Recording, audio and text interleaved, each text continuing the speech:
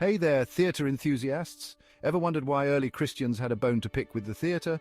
It's a fascinating piece of history that's both dramatic and revealing. Let's dive in. In the early days of Christianity, the theatre was a hotbed of contention. Why, you ask? Well, for starters, early Christians believed theatre was a breeding ground for sexual immorality.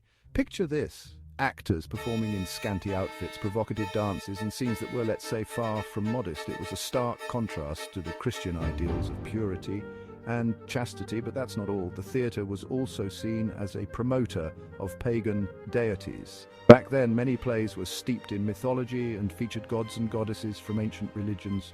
For Christians who were fiercely monotheistic and dedicated to spreading the word of one true God, this was a big no-no. They saw it as a direct threat to their faith. And then there's the portrayal of sinful behaviors. The stage was a place where anything could happen. Characters lied, cheated, stole, and committed all sorts of sins, all in the name of entertainment. To the early Christians, this wasn't just make-believe, it was glorifying actions that went against their moral compass. So what did they do? They spoke out loud and clear. Prominent Christian writers like Tertullian and Augustine penned scathing criticisms of the theatre. Tertullian, in particular, was known for his fiery rhetoric. He argued that attending the theatre was akin to participating in the sins depicted on stage. He didn't mince words, claiming that Christians who frequented the theatre were essentially turning their backs on God. Augustine, on the other hand, had a more personal take.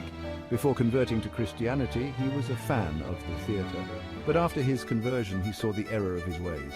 He wrote about the emotional manipulation of the audience, the way plays could make you feel joy, sorrow, anger, all while promoting values that were contrary to Christian teachings. This fierce opposition had a lasting impact. Over time, the theatre fell out of favor in many Christian communities. It wasn't until the Renaissance that it made a significant comeback, and even then, it had to shed its sinful reputation. So there you have it, the dramatic tale of why early Christians hated the theatre.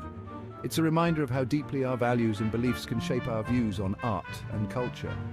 And it also shows the power of the theatre. To entertain, to provoke, and yes, to challenge the status quo. Thanks for tuning in. If you enjoyed this dive into history, don't forget to like, share, and subscribe for more. Until next time, keep the drama on the stage.